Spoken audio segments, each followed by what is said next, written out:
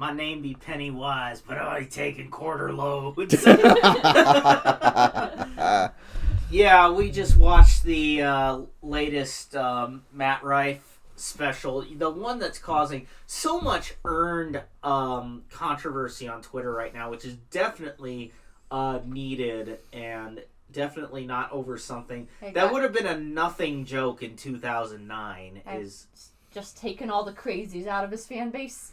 You know what? He deserves it, considering the crazies that are in his fan base right now. Hopefully they won't be around for much longer, but I understand that before we really get into the meat of tonight's episode, we're going to do a toast of sake, because there's some $7 sake we found at Walmart. Yeah, and it tastes every bit of that $7, so... Got a christen the new place, right? Yeah, new place, new you, Electric Boogaloo. Yeah, for those who don't know, me and Steven just moved into a new apartment about a month ago, and this is the first episode we've recorded in our brand new office room. And it's the first day of snow where we're at, so... Yeah, first snow of the season, the day before I have to go back to work. Yep, me too. Damn, I'm here same. Drinking sake.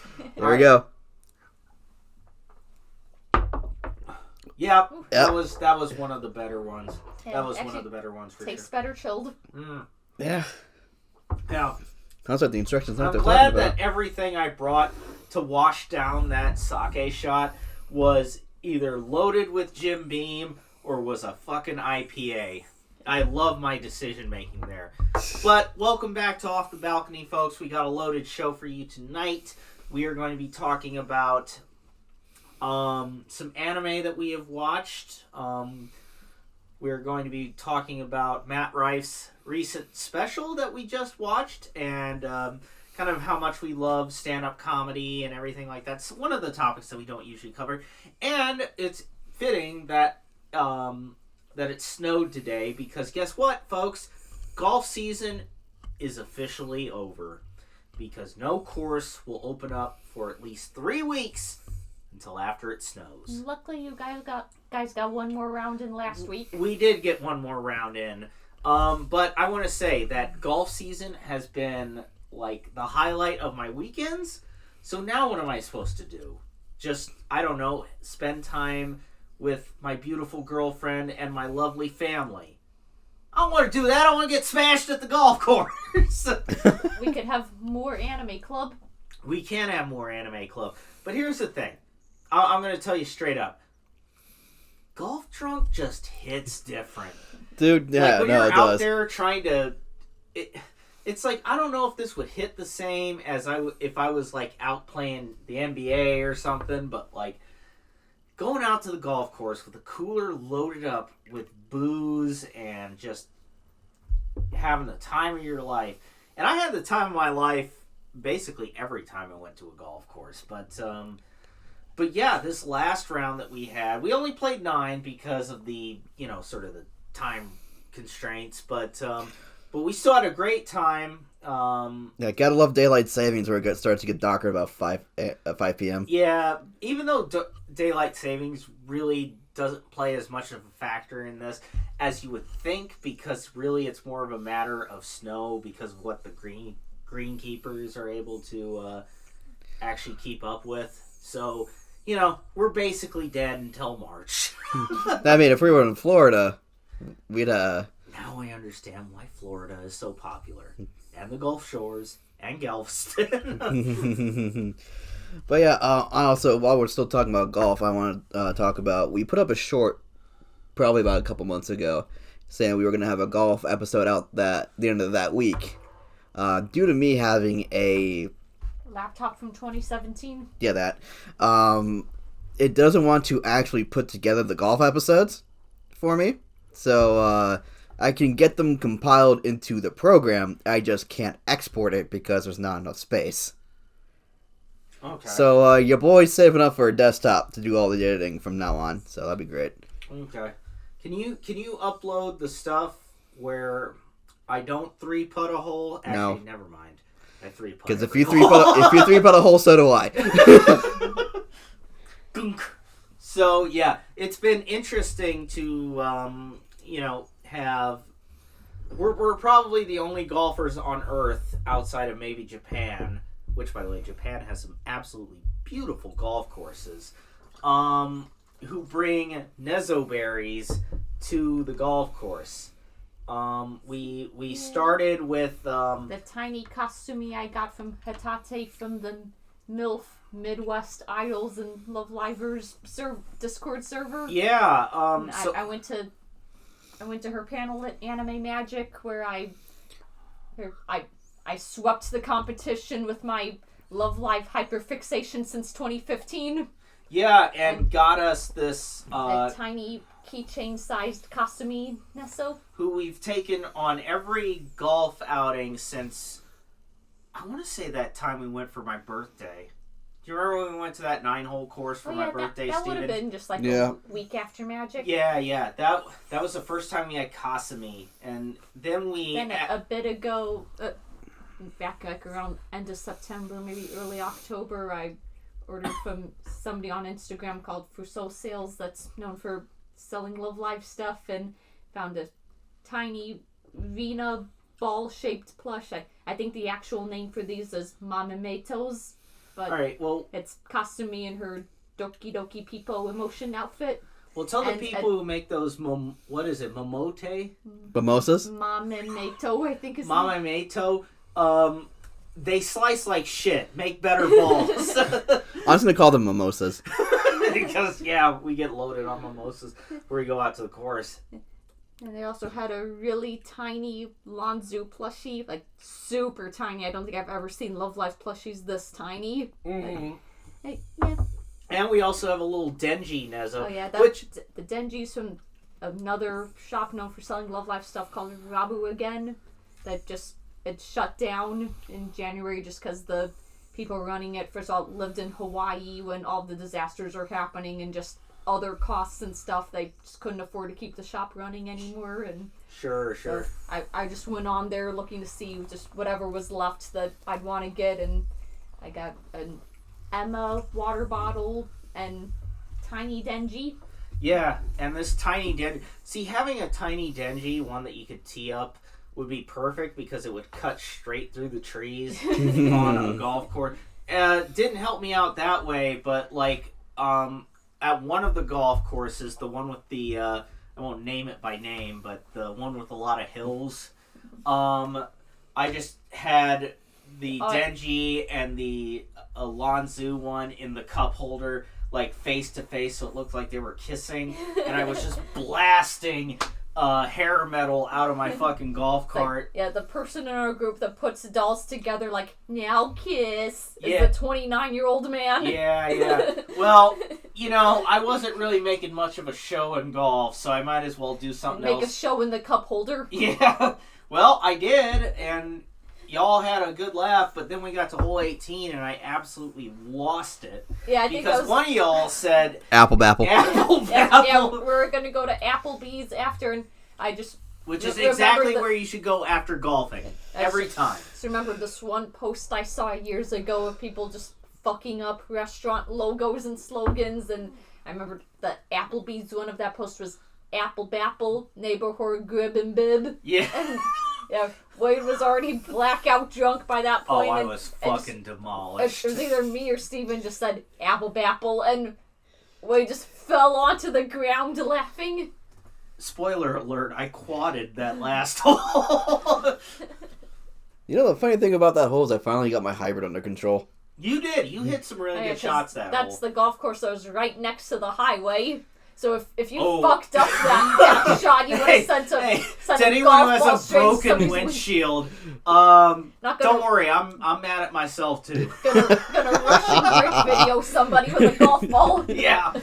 It's like, but yeah, we had a great golf season. We were fortunate enough to have it extended by just a little bit, enough to play like a 9-hole. So we did have good weather here until today. Yeah, I was almost thinking, what, maybe if the good weather holds out till next weekend, maybe we can do it again. Snow said, bruh, you done. You done. And sure enough, we're done. But, I mean, there's always, Top Golf around Chicago or something that maybe we can do. But, probably we're out till March. realistically. Yeah, March, maybe early May. Yeah. My dad actually respected me for playing the golf course that had the beautiful vistas. Because the one hole that had 7 or 8 sand traps around it. Is that the one? That hole. Is that the one where it was cold and raining? Yeah. And we stopped recording about hole 16. I called my dad. Like, hey, we're at this golf course right now. It's beautiful, but like, it's so cold and rainy. Like, yeah, I saw your post in the family group. Me and my dad and brothers have like a family kind of group chat. Like, yeah, that's stout. I have major respect for you for being out there. I'm glad you do, because I clearly don't. Because I'm out here fucking slugging blue moons and trying to keep myself warm. I mean, hell, Hannah didn't even finish the round. Like she Heather and Hannah. Hole 6. Yeah. So I couldn't Hole take 7. the cold anymore. Hole 7. Yeah. My girlfriend Heather had to take you back to the clubhouse. Yeah, I just got in your golf cart with her driving and just drove back up. Yeah, and we tried to make the best of it. I mean, we still had a lot of fun, right? Yeah. And we were just like, all right, boys, night out. Let's go. Surprised you didn't catch pneumonia out there. I got drunk out there and cold shoes. And for a while, Steven's nickname in the group chat was "My feet are wet" because he was stepping in puddles. Yeah, well, I mean, that course had been rained on for the previous week, so it was like a... I also on one of the holes, I think it was hole 2, my ball landed in the puddle, and I decided not to get it out of the puddle and just swing from it there. You still did good. I did. I think you bogeyed that hole only. Yeah. But, because I misread the green and sailed past the hole. But I can't stop thanking my girlfriend enough for taking you back to that clubhouse, because we forgot that you have no natural insulation against the... Yeah, I have like 0 body fat. Yeah, so... yeah, no, you have some body fat. Yeah. I don't just want not to in hear the about... places that insulate me. Yeah, so when she took you back and you two went to the clubhouse, the guys at the clubhouse treated you pretty good, right? They gave us snacks for free. Right, because we were probably the only dipshits out there playing We were. 18. Yeah. We were. Yeah, I just went to go buy some M&Ms and a soda, and the guy said, "Oh, you can take them." Nice. Well, I just want to let everyone know that I ordered the 69-degree wedge. John Daly's? No. Whoever someone's like 69 golf. I was thinking of the 0 iron. And it is right now in Phoenix. So that's neat. Oh, that means they're shipping it out of California, right? Yeah, They're from Compton. Oh dear. Pretty sure it's out of Compton. Yeah, pretty much. I'm pretty sure it's a great place during the day, but I don't think you want to be there at night. Yeah. What's funny is they're shipping it out of a place where it could be used to a place where it's not going to be useful for at least 3.5 months. So, whatever. But we had a good golf season, something we did not expect that we were going to be able to comment on in this podcast. But, golf used to be like one of the sports that I really, really, really loved to do as like a child. And, it kind of drifted away. And then I realized Steven was someone who liked golf. So we just started golfing again. We started going to our local 9-hole, and then we upgraded 18 holes. And then, we started bringing our girlfriends along, and it turned out to be... I became the camera person. Yeah, you did become the camera person. And you became... I remember at one of the times, again, the course with a lot of hills, the first time we went, you got super, super eepy at the end of the back 9 for like no reason. The front 9, because... Front 9, I'm sorry. It was windy and kind of chilly, and I think that was before I found out that mimosas were the thing that made me sleepy. Yeah, yeah, and when we'd go to brunch and we'd all get mimosas, and just for some reason after I had my mimosa and like that brief time where we'd go back to your place to grab your clubs and stuff, I just get super sleepy. Now, if my memory serves, back in season 1, I think you said that you used to play golf in one of our episodes, and I said, "Oh yeah, I used to play that too." Yeah. And then we started talking about it, and then I think like a week and a half later, we played our first round. Yeah, at Lynx, we were doing like 9 holes and then upgraded to 18. Here's the thing. 2024, the second the weather becomes hot, We're out. Not hot, like warm enough to sustain ourselves, we're going. Yep. We're just going 18 holes all the way. My girlfriend, Heather, loves to drive the golf cart. Hannah just likes being out there. I like to be part of the chaos. Yeah, because I think the reason why we got the girls involved is because we got one of the times we came back from golf just by ourselves. We were so angry at the holes, and they're like, "Why are you guys angry?" And we're like, "We played golf, but it was a great time." So they wanted to come out, and it's like, "What the hell is going on?" And Heather loves to drive the golf cart. And I think Heather more wanted to go just to calm you down, and I just more wanted to go just.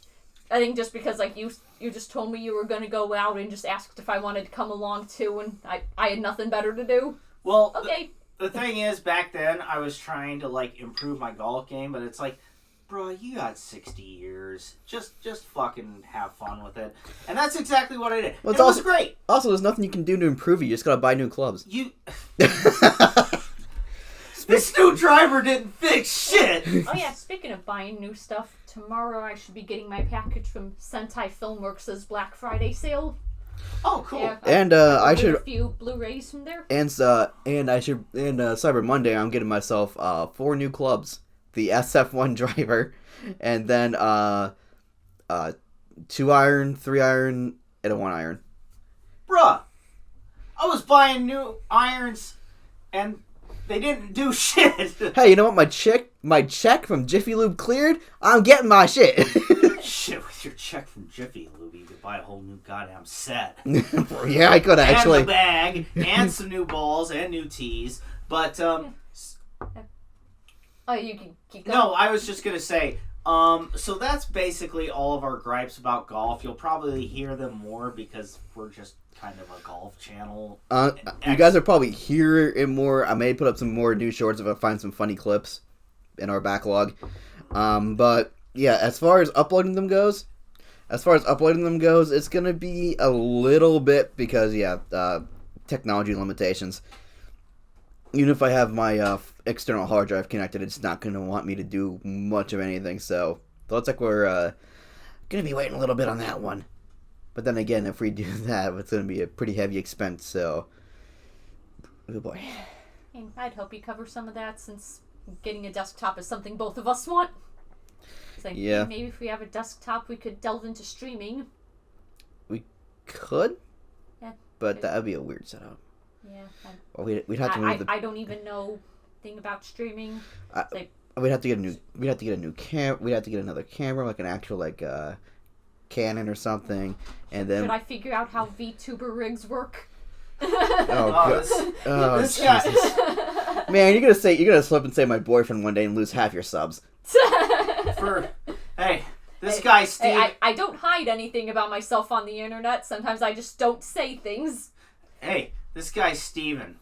Let me tell you, he spends more time in the trap than the dude from ReZero. Let me tell you. Who got in the sand trap 3 times in the last You know what?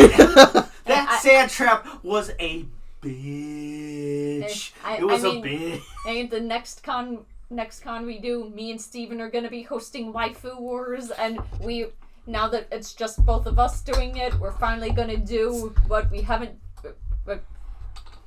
done before. We're gonna add femboys. This is what the audience has always wanted. Well, it's not really that we couldn't do it before, so we were too lazy to put them in afterward for the con run, honestly. We'll finally be able to vote for Astolfo. You would be surprised how much work actually goes into setting up a panel. You think it's something that you can knock together in an afternoon. No, it takes a lot of thought and a lot of we got to put all these pieces in there. I know. I'm doing my Lost Media panel again, but I haven't updated my Lost Media panel in over a year, and there's been so much that has been fucking found in 2023 that I need to add. I just need to find a day to do it. Yeah.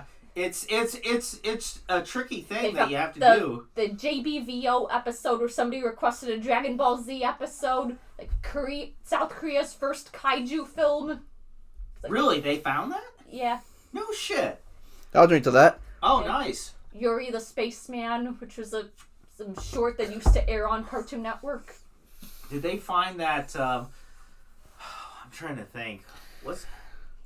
Nah. Did they find that one TV show that they tried to do with where Hitler and his wife were the main? Heil, honey, I'm home. Yeah. I think that's been found for a while, but I'm not sure. I'll have to. Actually, you know what? That reminds me. The fact it's found at all is impressive. You know what? That reminds me of a fever dream of a manga I read some odd years ago, probably 10 years ago at this point, where I found this manga that was about these Yakuza people playing shogi.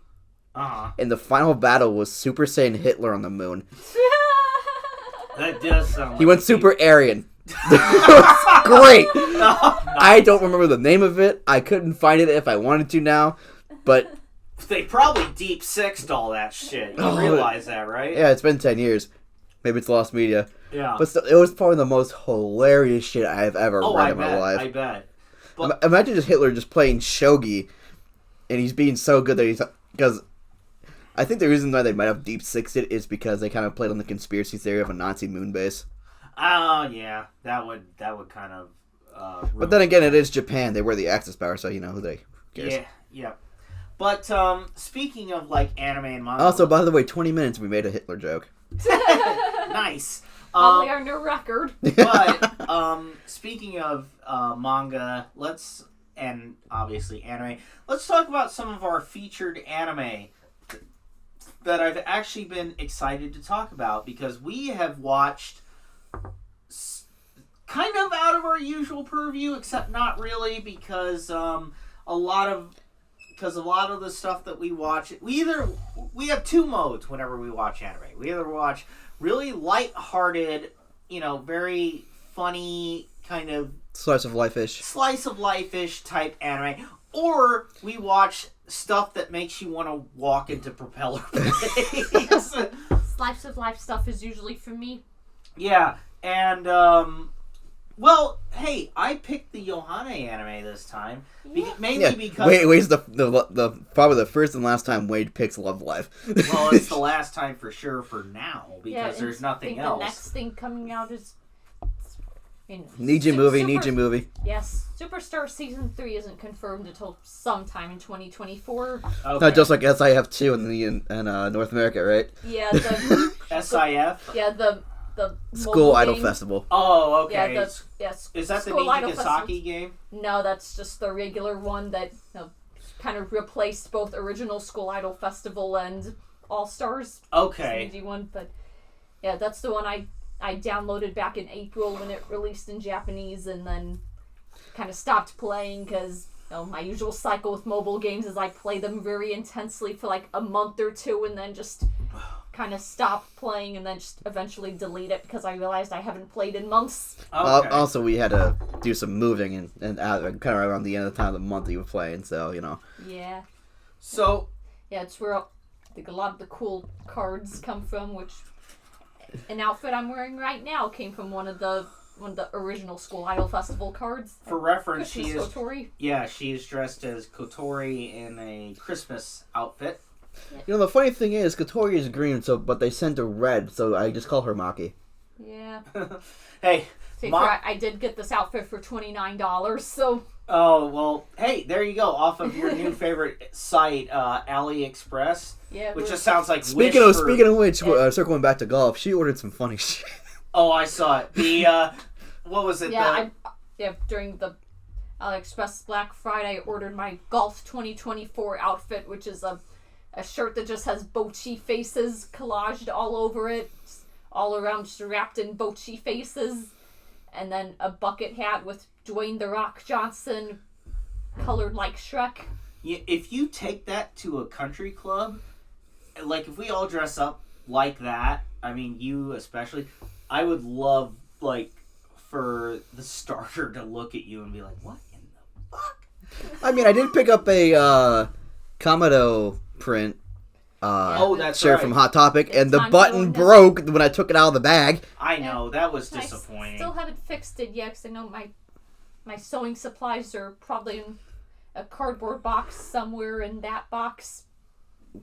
Cardboard box somewhere in that box. See a Mandarake box somewhere. Yeah, we Yeah, from the move. We're a month into our move, and we just finally got the office set up in a kind of a clean area to record in. So awesome. So, but back to our anime. Real quick. Circle back to the anime that we watched that we're going to talk about tonight. We hope. We have watched Negima, the new Yohane Sunshine anime. in the Mirror, Genjutsu no Yohane. Yeah, it's the best Yohane Yoshiko of the show ever. Parhelion. It's the best Yoshiko show ever. Keep in mind, it's the only Yoshiko show ever, but it was still very good. But we won't spoil that till later. And we finished it out with Lucky Star. First time I picked a 2-weeker in a long time. A show that looks moe, but has a very, very good sense of humor. And we are going to be reviewing those here live on the podcast. And I should probably let you two guys talk about Negima because I just pretty much got blackout drunk for all 2 weeks of Negima. I kind of did too. But you did enjoy Negima, right? Yeah, from the parts I remember, it was funny. So, to kind of explain what Negima is all about. So, Negima... Oh, go ahead. I'm sorry. A 10-year-old boy becomes a teacher at a magic high school or something where all the girls want to fuck him. The girls that are older than him want to fuck him. Yeah. So Negima starts... Except for the girl that wants to fuck her homeroom teacher. They're all bad for teacher, but in the bad way. Yeah. Yeah. So They either want to commit statutory against an older teacher or statutory against a kid teacher. Yeah, so that's what Negima is all about, and it's fucking hilarious. Keep in mind, I want to point out, because we've talked about shows like Beyond the Boundary and, I don't know, School Days, where stuff like this isn't treated as a... Here, it's treated as a fucking joke. And it's fucking hilarious. They knew what they were doing with it. It's it's completely fine. At least in the English dub, we watched the dub. Yeah, and the dub is great because, well, it's got Greg Ayers. I still cannot believe the picture they used for Greg Ayers on that site. On the behind the voice actor. They got his just fresh out of high school fit. Oh yeah. I think so young. Yeah, I think he made fun of that. That had to have been back when he was still yeah. I think he was DJing at the time. He may have been DJing at the time. I don't actually know. Yeah. The only thing I'd ever heard about Negima before I was forced to watch it with you guys was back when I'd go to his general voice actor panel at the conventions, and he talked about one time, probably the most vocally taxing role he's ever done was voicing Negi in Negima, that so he'd have to put on just a high-pitched little boy voice, and apparently when he'd want to go out to take a smoke break, the directors would only let him go if he said horrible things in the little boy voice. Yeah. So I just want to know what things were said. Yeah, he didn't divulge that. I don't think he even divulged that. It wasn't all ages panel. So. Yeah, I don't think he even divulged that in his 18+ panel. Yeah. But I mean, this was 2006. This was a different time. Yeah. But I'll say this: Greg Ayers does a good job as the wizard boy, Negi. Yeah, he looks like sounds like he's putting on a discount Harry Potter voice. Yeah, and well, Negi looks like a discount Harry Potter, but it would have been around that time anyway, so... Put all the Cockney accents on, too. Yeah. All the gals do a great job as these girls who want to do things with poor Negi. Except for the main girl who wants to do things with her older teacher. Yeah, so let's just say the cops are showing... All these high school girls either want to go with a 10-year-old or a 30-year-old. Yeah, let's just say when the cops are showing up, they ain't trusting nobody. Also, I also like to note a change in Negima where the girls are technically supposed to be in the first year of high school, but the dub changed it to middle school, so it wouldn't be too weird. Just to make it slightly better. It's still not great. It's how we cope. It's still not great. It's still 10 to 14. Yeah, 10 to 14 is going to be your fucking sentence. Even though in high school, a first-year high schooler would still be 15 years old. Yeah, it would still be so... Yeah, first-year high school would technically be sophomore high school here. It would be unrecoverable, kind of, reputation-wise. Yeah, you'd be just like Dream. We're bringing that up, huh? What would my SoundCloud rapper name be? PDF file. Yeah, that's what it sounds like. Yeah, yikes. Hey, Jesus Yeah, Christ. I mean, I still can't believe he's getting into beef with Gumball. who, Beast is? Dream. Dream. It's Jacob Cantu, who's one of the voices for Gumball from Amazing World of Gumball. Oh, okay. I think he was the voice of Gumball, like, right before his puberty hit, and then there was, like, one last kid to replace him before the series ended. So, I know, like, Negima is kind of a hard show to sort of review proper because of... Yeah, no, it's just as soon as the crazy shit started hitting, like, no, I'm gonna fucking drink, and then just got blackout for all of it. I think the best part about it is that every time I chose to get up to go take a break, I come back to the worst things imaginable. Oh, where Negi had, like, his face in the... He's either motorboating or he is naked with another girl. I just fucking... Grandpa Simpson walking into the brothel while dogs working there. He comes... Yeah. Or whatever that show was from Cartoon Network with that small blue... Cat Dog. Yeah, Cat Dog. With the little blue mouse. Yeah, blue mouse going in, going back out. Back in high school, one of my pals made a meme of that with me in it because I told a story one time where, back in my high school days during the summer, I just sleep in until noon, like most days. And then one time I just got up in the afternoon, just walked out of my room, and Animal Planet must have been on, and I just heard from the hallway, a female hyena's clitoris is about as long as a male hyena's penis. And I just walked right back to my room. And then, just a few minutes after sharing that story with my friends, my pal Jordan just sent me a picture of that of just that rat. It's like Animal the Planet. text of that, and then the rat going back into the hole. Animal Planet be wildin'. Literally. The 3-foot horse cock. The what? The fucking what? So, I don't know. Do we have a lot to say about Negima? I don't even remember a lot of it. So what I can say about Negima is that they're using Latin for a magic system. My older brother took a good amount of Latin in college, and I kind of introduced him to some voice clips about the magic, and he just said, "Yeah, it just sounds like they're using gibberish." And getting words kind of close to English.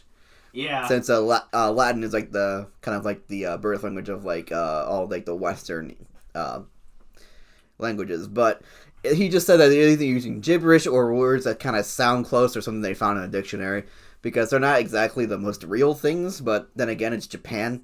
What do we expect? Other than that, I've heard that the second season is kind of a retread. Really? But apparently there's a manga that this came from. This wasn't just like a idea to paper anime. It follows the manga closer, so it should be different in some very specific cases. Okay. Well, I mean, I had a good time watching it, absolutely. I mean, it was a good choice to kind of, especially because when we were watching Negima, I got confirmed for grad school during that. So, it was a party. Yeah, Negima will forever live in my brain as being like the show where that happened, which is funny because a lot of, that happened, happened in that show, but that was kind of a really happy memory that I'm going to take, and it's always going to be tied to that. It's always going to be tied to that fucking show, so in a way I'm kind of grateful. Thank Heather for that.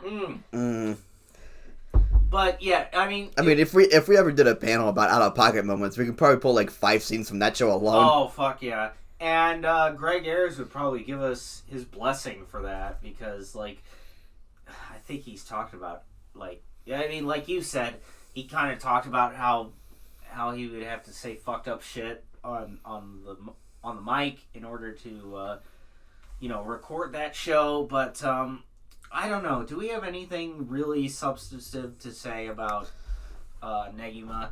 Drunk out of 10. Drunk out of 10. I give it a B tier just for entertainment value alone. It's a good B tier, but like, Sorry. like if you want like a fun show just to laugh at, you don't even have to like really drink during it. But like if you want a fun show to just kind of kick back, have a few laughs at how ridiculous the Shoot situation a few is. shots of sake. Yeah. Negima would probably be so B tier for me. Yeah, B tier. And I don't think I can accurately rate it because I don't remember a lot of it. It's okay. It's okay. I mean, it was fun, right? Yep. We had a good time. Let's move on to the next pick, which I'll be able to talk about a lot more because So we're finally caught up on every Love Live anime now. that's true until next year when they drop the Nijigasaki movie trilogy and Superstar Season 3. Yeah, we got a lot of Love Live coming up. But for right now, we are thankfully caught up. And what we have seen is a kind of an interesting departure from the rest of Love Live. It's the Yohane the Parhelion. Am I saying that right? Parhelion? Sunshine in the Mirror. Yeah, Sunshine in the Mirror is the proper name of the show. And this show... So it was for, I think it was 2022, the Love Live April Fool's Day joke was they made a manga of Yohane just in an isekai world, and I think just this year's 2023 April Fool's Day joke, I think they announced an anime, which I don't think anybody took seriously. And then at Aqua's next concert that happened a few weeks after, they announced the anime again, which made people realize, oh shit, they're serious. Yeah, which kind of threw me, because I guess before we get into the Yohane anime too much, I guess we should talk about where we stand with Aqua's. Because Aqua's Love Live Sunshine is not personally my favorite Love Live show. Yeah, I mean, I love all the seiyus, all the voice actresses, and I respect that they're the longest running group. Like, they've been around since 2016, and they're Definitely still going strong, and I love all of them, but their music and the Sunshine anime hasn't really done it for me as much as Muse did, but maybe me loving Muse is just mostly nostalgia talking, because back in 2015 when I got into Love Live, Muse was all there was, so I was just like on the wiki every day, just absorbing everything. So I'll say this. But hey, we stand Hanamaru in this house. Yes. Yeah, and Hanamaru is still my best Aqua girl. Very first Nesso I ever got. She is my anime daughter. So right here I even have a plushie that I got from Hatate, the main mod of the Midwest Love Live server. A plushie from her online shop of Hanamaru in the Bonsai Digital Trippers outfit. Oh, is that the one with Miku? Yep, the Aqua's collaboration with Hatsune Miku. Okay. So I'll say this. As someone who doesn't have the same kind of nostalgia blinders that Hannah may have, I'll say I pretty much agree with her. Like, Love Live Sunshine was not my favorite anime. It had a lot of good qualities to it. Like, I think it had probably the best written story of any Love Live anime up to that point. The first years were all fantastic. Hanamaru, Ruby, and Yoshiko, And they do have a really compelling story with how they pretty much just fail at the very beginning, but still manage to, like, despite all of their failures, still make it. Yeah.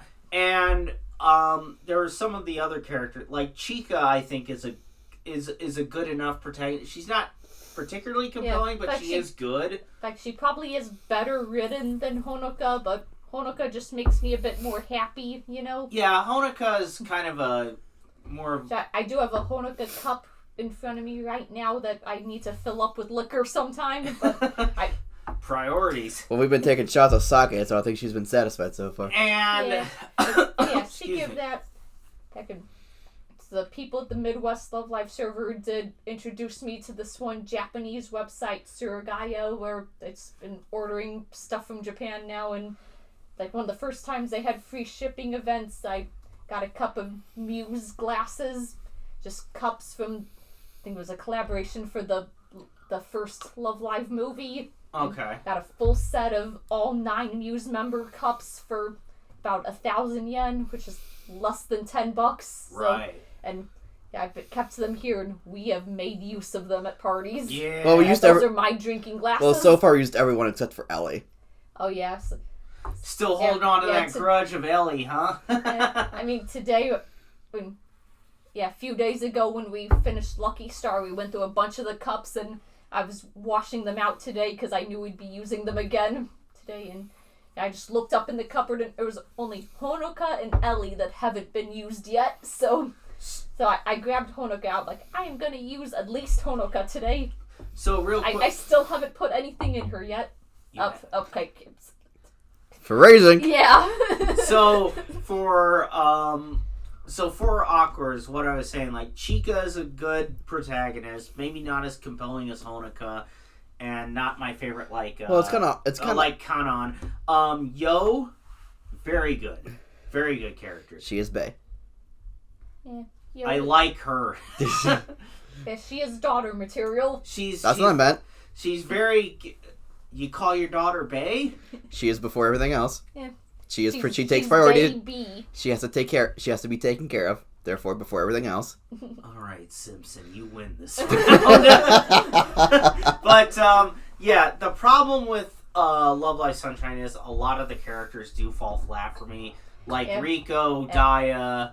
I mean, I just The third years. And they're just in the original Sunshine anime. There were just some things that just kind of didn't sit right with me. Just the first in Yoshiko's introduction episode where it's like she was very cringed out by her Yohane personality, and just the whole episode is her just wanting to shed that, and the episode basically ended with Yoshiko being like, can you guys just let me drop the Yohane act? It's very alienating me from everybody else. And Chica's like, no, it's the only thing that makes you unique. Yeah, that which is funny. Gotta keep it on brand. Which is funny because that's the whole linchpin of the anime we're going to talk about.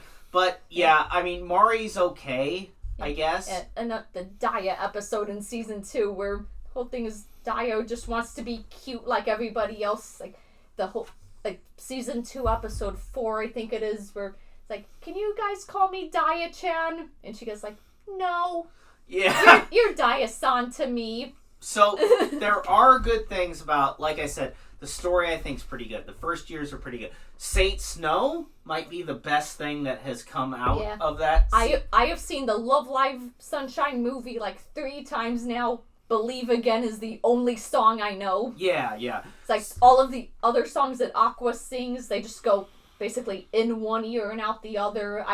If you ask me to hum the melody of them, I could not tell you. Like, they're okay in the moment, but they don't really have any lasting power, in my opinion. I do like the outfits from the song in the intro, where they're all like the baseball jackets and the hats. Yeah, that's... Like, those outfits look cute, but I could not tell you the name of that song or anything. Right, but I know Believe Again! Because it fucking rocks. But yeah, I love Breaking Benjamin. That's what we say about every Saint Snow song sounds like a Breaking Benjamin song. Yeah, and it's fucking awesome.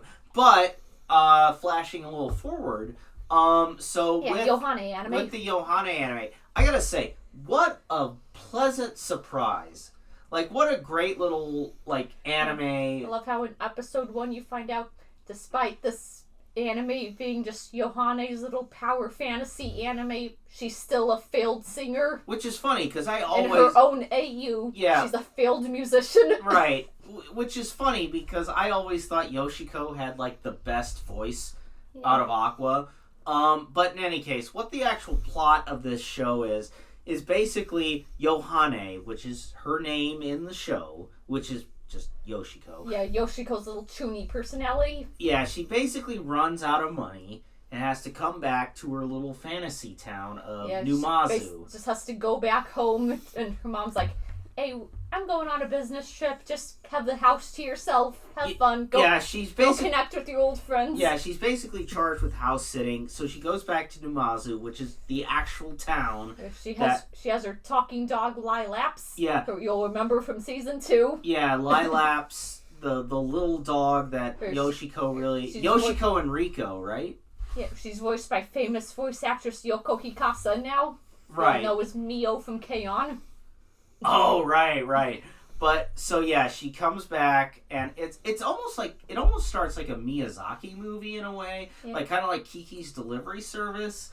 Where, oh yeah, I remember you talked about Numazu being the real town. Yeah, Numazu is actually which is this like, little beachside town in Western Japan or like Eastern Japan. I'm right at the southern part of Japan. Like I know, like people on the Love Life subreddit always post on their pilgrimages there, and yeah, it's true. You can just see Mount Fuji from everywhere you go, and it's a beautiful location. Yeah, it really is. And they really respect Aqua down there for just being like the big thing that's really made the town popular lately. So they blew up that big Chica Nezo on the beach. Yeah, there one year for their April Fool's Day prank, they just put a gigantic inflatable Chica Nezo on the same beach that in real life that you see in the anime where Aqua would rehearse on. Yeah. And that's cool, like that they essentially adapted this. But yeah, apparently in the real town there, they have manhole covers that have pictures of Aqua on them, and even the city buses there, they had the Aqua voice actresses voice the bus announcements. That's actually pretty good. Yeah. Well, you know, if it puts your town on the map, why just go with it? I mean, with the other ones, I think, they were mainly based in Tokyo, so they really didn't have to do the full push ad for it. Yeah, and Tokyo is pretty much everything going for them. Yeah, but Little Seaside Town wants it. Yeah, so we have, like, Muse was just, like, regular-ass Tokyo, and Nijigasaki's in Odaiba, which is kind of, it's its own little, like, artificial island, but it's still attached to Tokyo, so, yeah, and Liela's in Harajuku, which is still just a neighborhood of Tokyo, so... Yeah, Harajuku, that was, what? That's Liela's. Liela, right. So yeah, everybody's in Tokyo, but yeah, Aqua's the only one that's different. So I will say, talking a bit more about the Yohane anime, if you're expecting like a straight isekai, like, it's not that. It's actually far weirder than that, at least setting-wise, because... It's like all of the writing in the show's like a fantasy language and stuff, but yeah, it's like the brief scenes when Yohane's in the big city, it just looks like regular-ass Tokyo. Yeah, it's just her hometown, of Numazu. Numazu, they make it look all fantasy-like. But even that isn't complete, because, like, there's still, like... they have Yo's the mail delivery service, and she gets shot out of a cannon and flies through the air to deliver mail. And then you have Daya and her whole crew. Daya's the teenage city councilwoman. She runs the entire town and has, at the middle of the night, Ruby, her fairy sister, goes into a motorcycle, and Daya's basically Knight Rider with Ruby as Kit. Yeah, and we're not even making that up. Just watch the anime. That is what happened. I think it's like episode 3. And Chica and her sisters are like, not even like Batman. They're almost like the Power Rangers, and Chica's mom is like Zordon. Oh, yeah. I think they're called $1 Million. Like, Chica goes by the name Katie. Yeah, and they just keep calling her Chica anyway. Like, Yohane susses her identity out immediately. Like, wait a minute, is that Chica? Like, Chica, I know that's you. No, I'm Katie. Yeah. And they still... I thought it was Caddy. Probably. Well, it could be either one. There's like, I just see it written out so much, I forget what they call it in Japanese. Well, they're all cats, so... Yeah, I guess that's kind of the whole thing. But here's what I'll say about the Yohane anime. I know I kind of was gushing about it at the beginning of, what a surprising little show. That's true, especially in as far as the characters are concerned, because they really do a lot of good stuff with the characters that were sort of left behind by the Yohane, or by the Love Live Sunshine anime.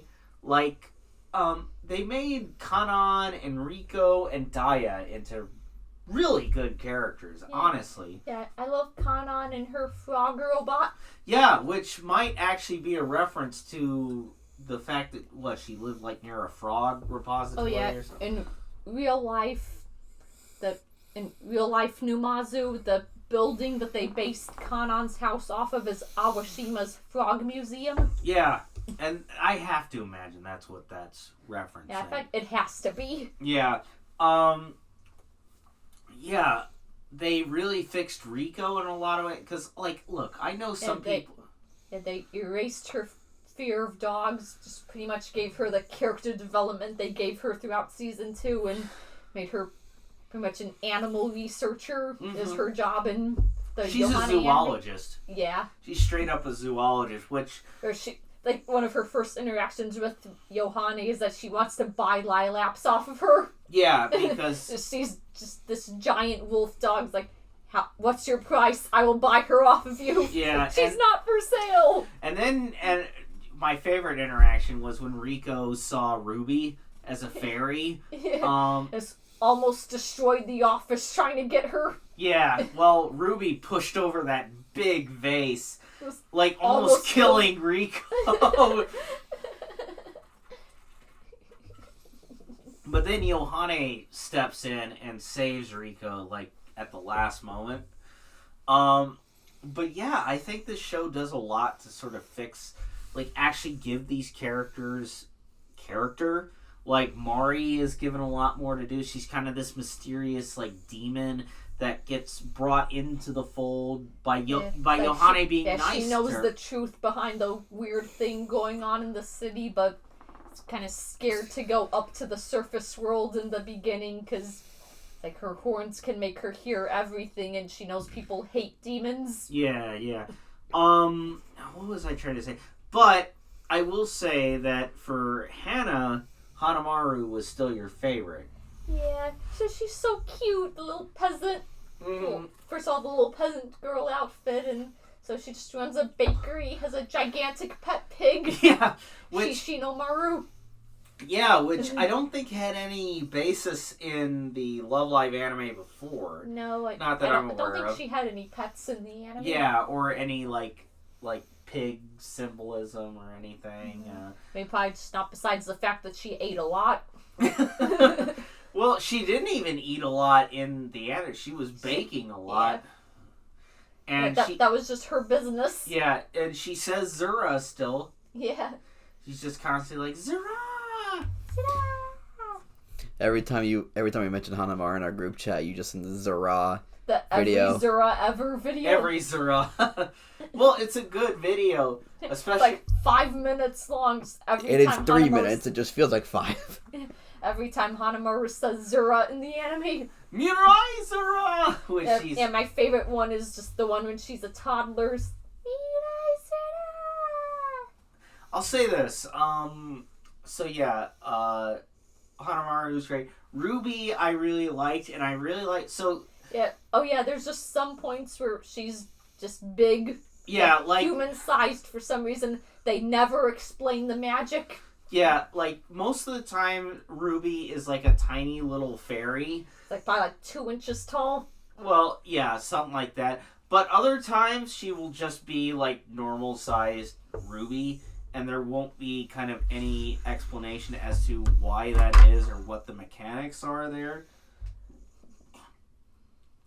But I mean, it's really, it's fun. I mean, I always like to see Ruby, so. Yeah. I still don't understand why there's people in the Love Life subreddit just bitching about this show. Like, I don't know either. People like, the story doesn't make any sense. Like, what did you expect from Love Live?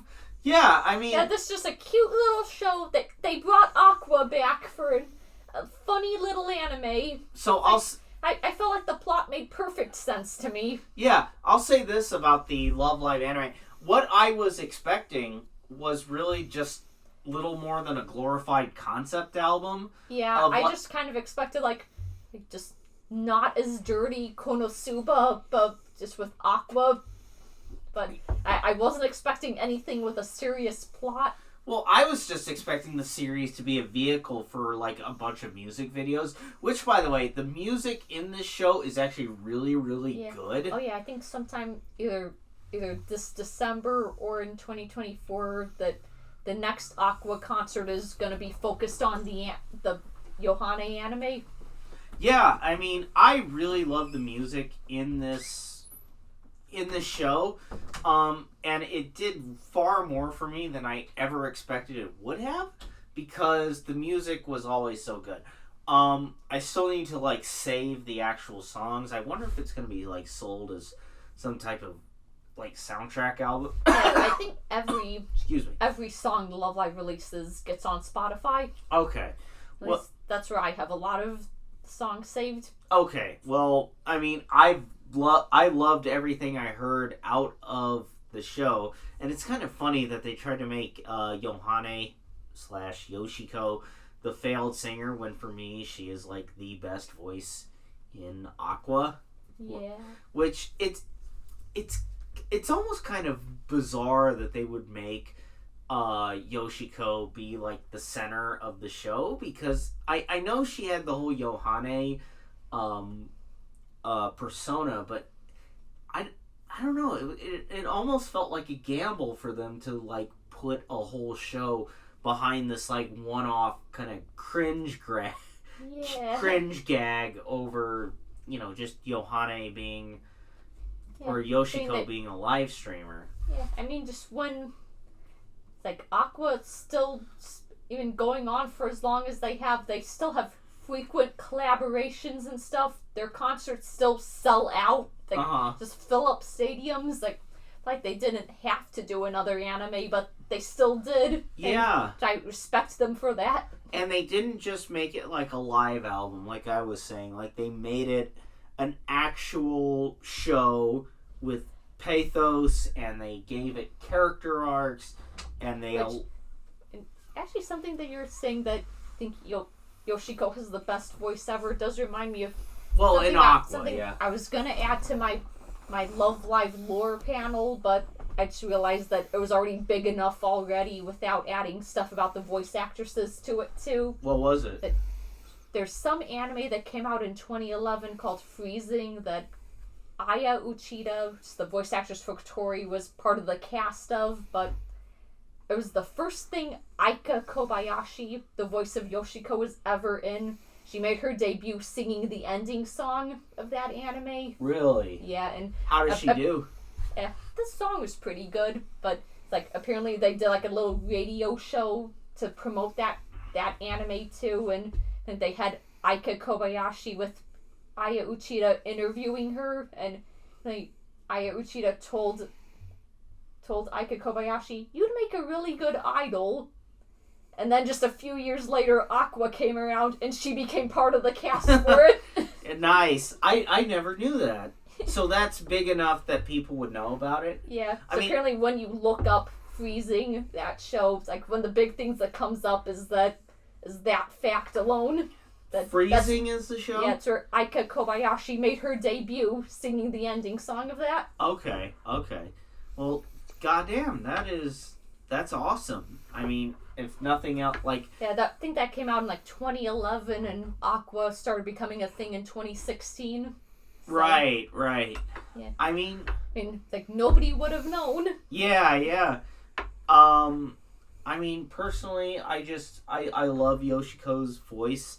I think it's so, it's got almost like an Eimer quality to it. Yeah. I mean, sometimes she does the really high-pitched voice that's, like, kind of supposed to be Yoshiko's voice, and then goes really deep for the Yohane voice, which is... Yeah. Which is really good for Guilty Kiss, which is the subunit with Yoshiko, Mari, and Riko. Where, a lot of their songs are just metal songs. That voice is really good. Pretty much to put the three vocal powerhouses in one subunit. Did you ever hear Ruby's voice whenever she does City Pop? Yeah. She's goddamn good at City Pop. Yeah, which is funny because another bit of Love Live lore I could dump on is back in 2016 when the first Aqua subunit songs were coming out, and Sharon, which is the subunit with Chica, Ruby, and Yo. Right. They're like the really high energy, silly subunit, and their very first song, the one of the parts where Ruby really solos the part is song where they just joke about being really sleepy in the lyrics, and like Ruby does like part lyrics, and like, I guess people weren't looking up the lyrics and saying like, oh, she's joking, pretending to be sleepy there. So there was a bunch of discourse that Ruby can't fucking sing. Why is she part of this unit? Oh. Why is she part of Aqua? Right, yeah. Yeah, people thought her voice actress just couldn't sing.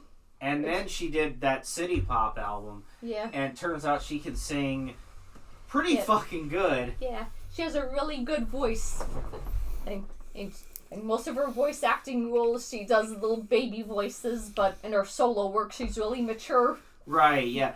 Ganba Ruby! I mean, I love Ruby. Who couldn't love Ruby? She's so good. So, yeah, for the, That's probably all the Love Live lore dumping I'm gonna put on here. Well, I could be here all day with this stuff. Yeah, well, I guess... I'm sure this podcast has been going on long enough. It's an hour. Yeah, Okay. I was gonna just say that as far as, like, a tie-in, like, fantasy show goes, you could have done way worse. And this show is actually pretty good. And I give it It's definitely way above the Sunshine movie in terms of Oh, yeah. quality. I think it's above Sunshine overall. Yeah, me too. I mean, I give it an A tier Same. as a final Yep, rating. A tier. Which is higher than I gave the Love Live Sunshine show and movie, for that matter. The only thing that the Yohane anime didn't have was Saint Snow. Well, they had Saint Snow as like a blanket. Blink and You Miss It cameo, Yeah. which I missed, but Yeah. you guys saw. Yeah. But overall, as a show, it really improved a lot of the stuff that I saw was wrong with the Love Live Sunshine characters, which I appreciate. And Yes, I have seen people on the subreddit wondering if there's going to be a season 2 for Sunshine in the Mirror, which I don't think there needs yeah. to be one.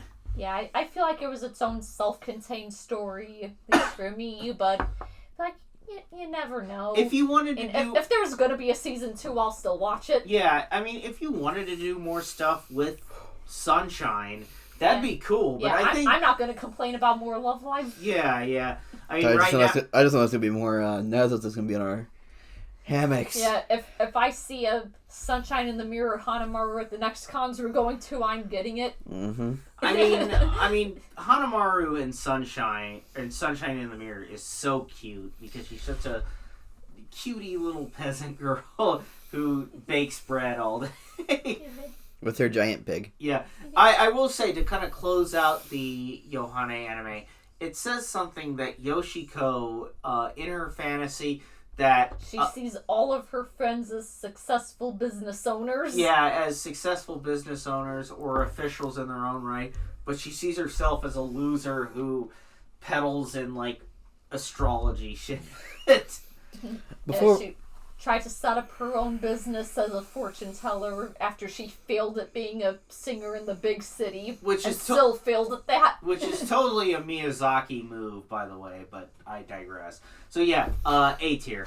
Yep. A tier from the round table. As a little bit of a side, part of the sake stuff we got, we got a blue one, a draft, and a sayuri. The sayuri one is definitely very different when you actually serve it right.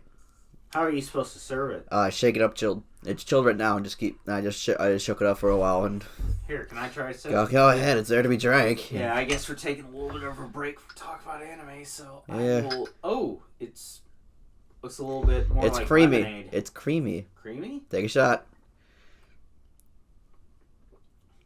Oh, that's dangerous. I know. Oh, that's good. That is good. What kind of flavor is this? Let me see it. Yeah.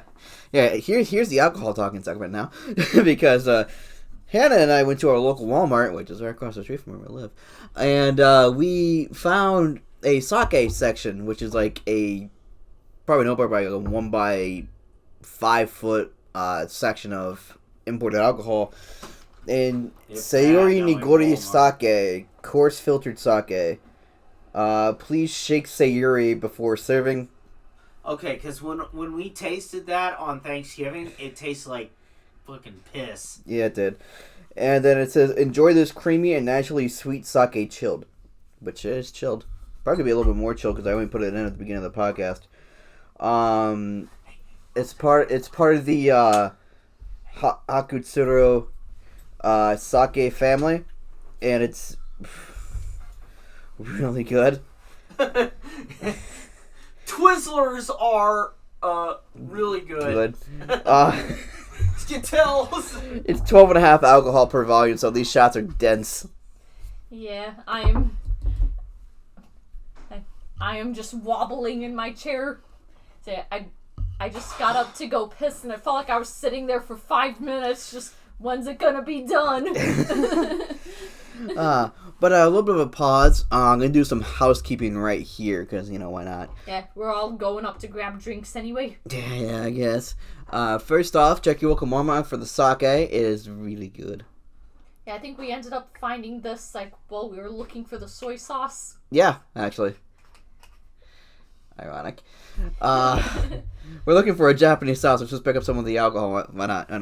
But the Hakusuru sake, that family of sake is very good. There's bottles of it for like $7 at Walmart. Yeah, but they're not exactly the biggest because they're like 300 milliliter. So if it's not tiny little bottles, but good enough for night. It's just like us. We're not here for a good time. We're not here for a long time. We're here for a good time. True.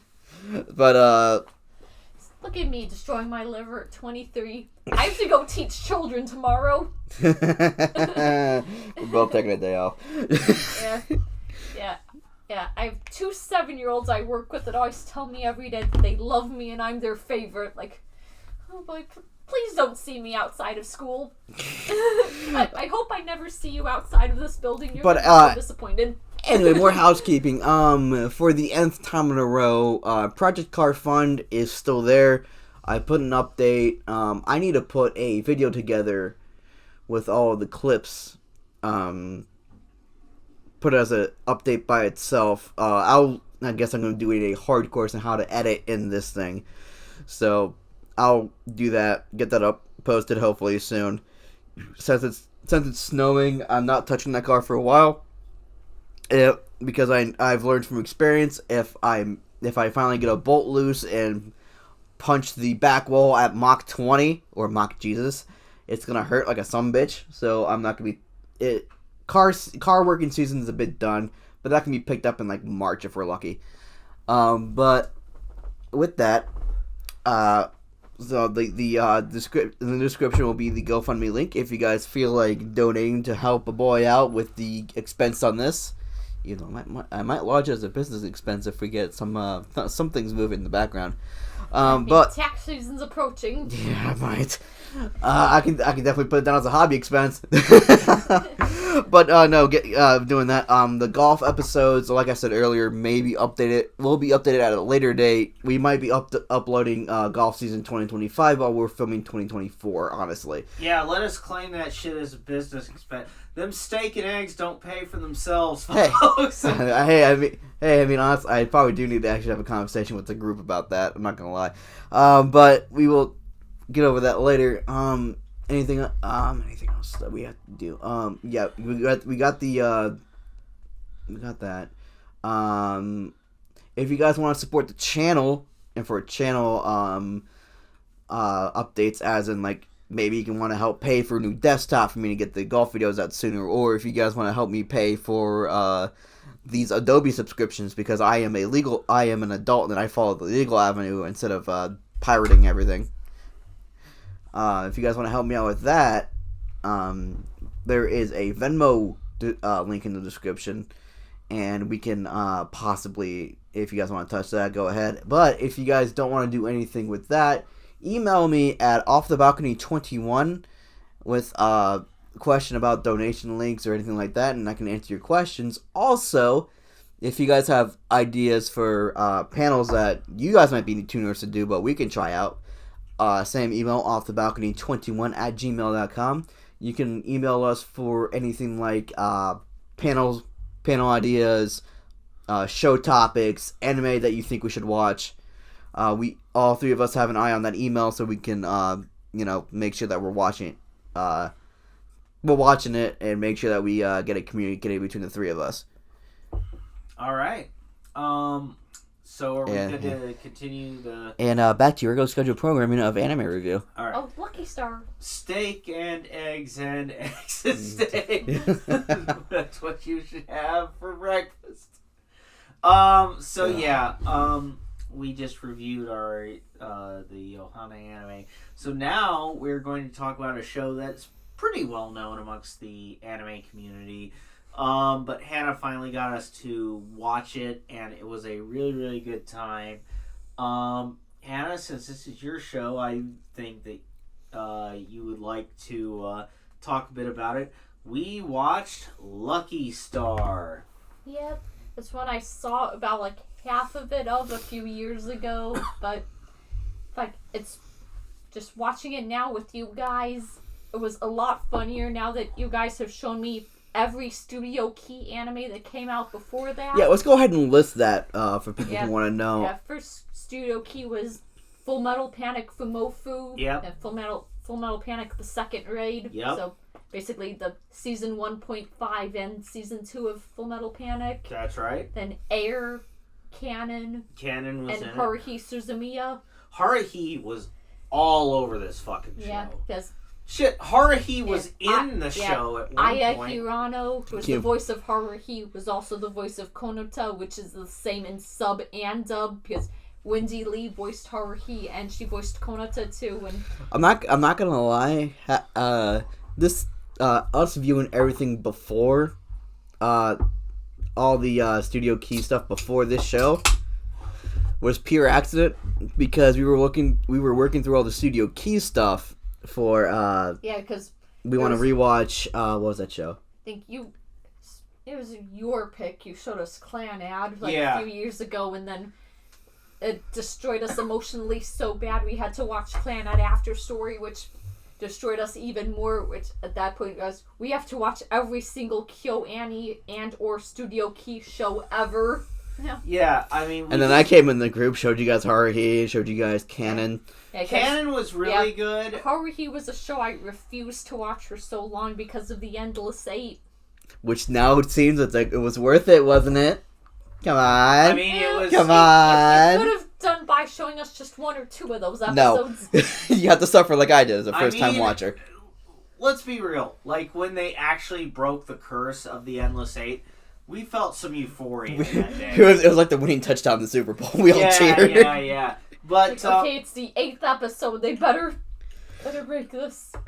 But to be fair, it wasn't anyone's fault except, I guess, the author who said, "Hey, don't edit this shit out." Yeah, it also kind of sucked for the dub actors because they couldn't do anything other than record the same thing for like 8 weeks in a row. Yeah. But speaking of the dub actors, in Lucky Star, they bring a lot of the... Yeah. So I remember back when I had seen like about half of the show years and years ago, it only had the option for subs. I mean, the dub was already released, but at that time Crunchyroll didn't have the dub. Okay. So it's back when I watched Crunchyroll on my old PlayStation. So because I only had the sub, but right before I showed it to you guys, I just went online and looked up like Lucky Star sub or dub, sub versus dub comparisons, just to see if people preferred either or, and people said that most of the anime references stayed the same in the dub because most of the actors were from Haruhi. Okay. So, I mean, that they all stayed in. They all stayed in. I think apparently, like the only thing that got lost in translation was apparently one reference to Air.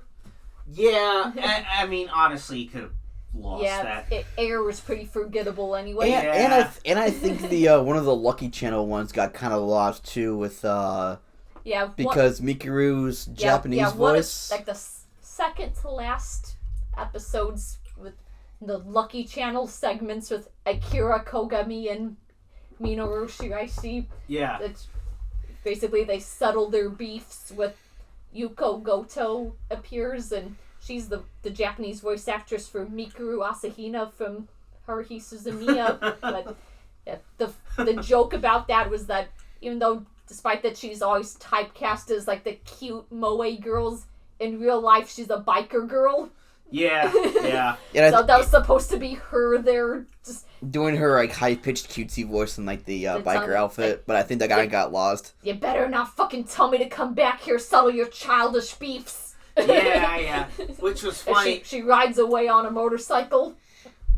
Yeah. But I'll say, as Lucky Star as a whole, it was a good show. It really reminded me a lot of Nichijou in a lot of ways. Not quite as surreal as Nichijou, but there was a lot of like... Which is funny, because Minoru Shiraishi, that one guy from Lucky Star, from Lucky Channel, which is basically Akira Kogami's basically abuse target. Yeah. In real life, he's the voice actor for Sakamoto from Nichijou. Oh, right. He voices the cat. Oh, nice. Right. My favorite part about Lucky Star was like the side characters, because both of the assistants were named voice actors in Japan. Daisuke Ono is another one. Right, yeah. He's the voice of Jotaro from... And the voice they used for him was the voice of Koizumi from Haruhi. I think that might be the same in the sub, too. And Koizumi was just the original Japanese. Yep. Was just in Lucky Channel anyway. Yep. Right? Yeah. Also, people who... the English voice actor is Johnny Young Bosch. Mm. Yeah, no. Broly? Yeah, settle that difference in your head. Yeah. So I'll say this about Lucky Star. It was a lot of fun. It was very funny. It was kind of out of pocket in points, like the... Oh, God, yeah, that one. Akira being like, Konata has the maniacs, but I at least have the pedophiles. That was so out of fucking pocket. Like, when we were watching that, this was like, whoa! Bro! It was like that scene from Family Guy where Brian makes that kind of racist comment, and Stewie's like, wow, where did that come from? Whoa. Are you sure that's a flex? Are you sure that's a flex that you have that demographic? It's like that Matt Rife joke. Oh, God. Oh, man. I got my theories about that, but I forgot it because I'm drunk. But we'll get back to that, I guess. Yeah. I'm so wasted now. I just hope I don't wake up with a hangover the day before I have to go back to work. She's as drunk as she was watching Lucky Star, so it's great. Oh! Probably even more so. Probably. Oh, I'm way more gone. I feel like I get drunk even faster when I've been nonstop laughing. You're in a better mood. That's what's happening. There you go. I'll say this. Listen. Yeah, I get even more drunk when I'm already happy, and then the drinks keep flowing. I just feel even more out of it. I never condone drinking before work night, but I have never met a hangover that a bag couldn't beat. So that's kind of where I stand. I've definitely met several hangovers that a class couldn't beat, so you know. Yeah, a bag will always beat a hangover for me, so I don't give a fuck. We'll get there. And I'll just have like 7, 8-year-olds clinging on to me asking, "Are you okay?" Yeah. If one more of you asks me if I'm okay, I'm gonna cave your sternum in. Y'all ain't gonna be okay. It's a funny thing. The school I work at is really pushing this year. It's like, what zone are you in? Which green zone is like happy, blue zone is sick or tired, yellow zone is like slightly excited, agitated, and red zone is like the throwing things like really angry zone. Alright, kids, I'm in the blue zone today. Yeah, it's like sometimes kids ask me, "Are you okay? What zone are you in?" So I just tell them, I'm in the green, probably a little bit of blue because I'm tired. I'm in the rumble zone right now. I should really upload that. So if you guys have been to some of our past conventions, you may have seen me do anime music and perform some songs. I guess we're done. I guess before I go on to this, Lucky Star, how about where would we tier that? Before I go on my tangent. Lucky Star? Oh, easy A tier. Yeah. A tier? Definitely an A tier. A tier on the round table, there we watch go. This if you've seen early KyoAni stuff before. And here's the thing. The characters on their own, like in the actual show, are actually really funny. like Konata is great. The two twin, like Kagame and Kagami and Tsukasa. yeah, and Tsukasa are great. Which actually, before we leave off, who's your favorite of the main four? Probably Konata, just because of how. Konata, Kagami, Tsukasa, and Mikuri. Yeah, Mikuri. I would still say Konata, just because of how like Miyuki. Yuki's the pink-haired girl's name. I would still say Konata just because of how little of a fuck she gives. Like the fact that her dad is like perving on her friends and yeah.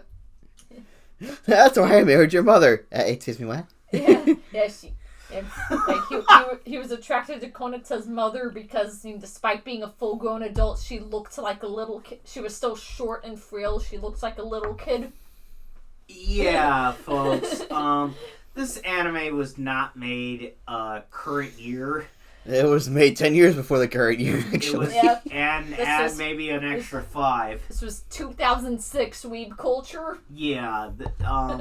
And The funny thing is, current year arguments were made in 2016, so it was 10 years. Yeah. I mean, the voice actors all do a great job, especially the dub actors. And speaking of the dub actors, I love when the characters from the other Kyoani shows, like Haruhi... there is a scene where all the main girls go to an Aya Hirano concert, which definitely did not age well. Did not age well. Yeah, This was pre-scandal. Yeah, I'll say this, that, like, hearing Crispin Freeman in the show, he plays an actual character in the show. Yeah, there's a line where Crispin Freeman, the voice of Kyon, and whoever the voice of Sosuke is. I think it's Sabat. No, it's not Sabat. It's Chris Patton. Yeah, Chris Patton. Patton, the voice of Sosuke from Full Metal Panic. They played two merch dealers at Comic-Con trying to sell Sosuke and Kyon merch to people. Yeah, and they're just headshots. Fan servicey pictures of Kyon and Sosuke. My favorite part about that was their boss hits them over the head, tells them, "Don't sell the merch of side characters." But these are the main characters. Right. Yeah, it's kind of weird that Haruhi has a show named after her, but she's more of a side character. Yeah. The show was named after her, but Kyon's the main character. Yeah. The melancholy of Haruhi Suzumiya and the disappearance of Haruhi Suzumiya. And then there's also the Yuki Nagato. Yeah, let me go on my little rant about this shit, because this is stuff we didn't include in our Haruhi episode so long ago. So there were 2 manga adaptations after Haruhi finished, the main Haruhi line finished, which ended up on the fight continues type of finish. Oh. About as good as you'd think. There was the disappearance of Nagato Yuki. With the retreaded name, it's not going to be good. It was really more of like if Kyon chose to stay in the alternate universe. Yeah, you told me it sucks ass. It sucks ass because the only type of conflict we get is Nagato trying to reconcile with her other self. And then once that's done, there's 12 episodes left of shenanigans. Right. Every episode I watched made me want to shoot myself. Because I watched the anime because it was the first Haruhi thing shown in 10 years when that show came out. Right. And because that show did so fucking poorly, everyone could have suspected, because every time they would show it for previews and such, it was always Haruhi was the main center of it. Only to be bait and switched right when the show came out. There was a Koizumi anime in the works. Now let me tell you about the Koizumi manga. It is philosophy taught to you by a 17-year-old kid. You guys want to... No. The answer is no. We're not watching that. We're not reading that. We're not touching out the 10-foot pole. I don't even talk to the people I knew in high school that ends up going to college for philosophy. Oh. Yeah. God, I took a philosophy class once, and apparently it was the baby class of the department head, and he said if you guys didn't do the homework before the first class, you guys have already failed. And guess who dropped that class within the first week? The closest thing I did when I was in college was take a Greek mythology class. I can tell you for electives. I can tell you how that class went. Zeus couldn't keep it in his pants at the end. I took a general mythology class because I'm interested in myths and legends and that sort of stuff.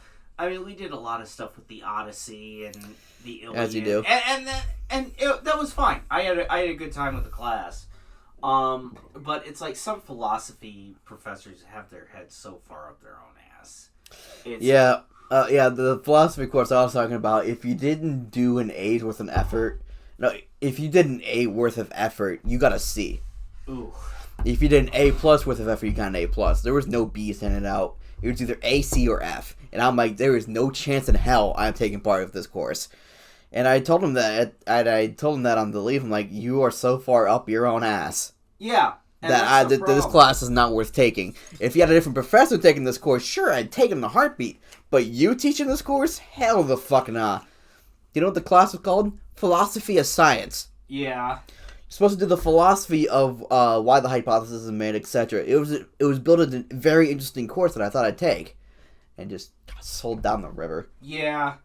I mean, I forgot what we were even talking about anime-wise, but yeah. I had my heart here sees me a rant about Koizumi being the philosophy teacher. Right. I brought this up. I haven't seen that, nor... Well, don't. You gave me a good reason not to. I gave you the good don't. Yeah. But I will say about Lucky Star, I give it a very solid A tier. Very worth your time kind of watch. Especially watch it if you've seen, like, Haruhi Suzumiya, if you've seen Full Metal Panic. If you guys watch the dub, you can skip Air, but if you don't want to watch the sub, watch Air, I guess. Yeah, I mean, Air isn't really that much worth your time. It's okay, but really spend more of your time watching. Watch Haruhi, watch Full Metal Panic, and then watch Lucky Star. So A tier for me. Hannah? Very much A tier for me. It's an A tier over here. I remember one time before the pandemic. It was nice we gave those reviews twice. Before the pandemic happened, I did find a YouTube tutorial for how to sew a sailor uniform, like the schoolgirl uniform yourself, and it seemed very easy enough, so I was planning to do that to make a Lucky Star uniform to cosplay Miyuki sometime. Oh, nice. But, yeah, I just never got around to it before the pandemic happened. Oof. And then a lot of other things happened. So basically, I just need a white t-shirt, some red cloth, and some white ribbon. Anyway, so as we've done what we've reviewed so far, which has been great shows, what can you expect next? We are coming up to con season pretty quick. Within December, we have 2 weeks before CAD. Yeah. You can expect, at least from me and Hannah, what we're going to be doing is waifu. We'll be hosting the the 18+ waifu wars. That is for sure. We will be hosting. We will be adding femboys to it. Correct. We'll be hosting. I think the next one is 5 o'clock on the Saturday of the con. Will be my Love Life panel. We'll be doing the Love Lore panel.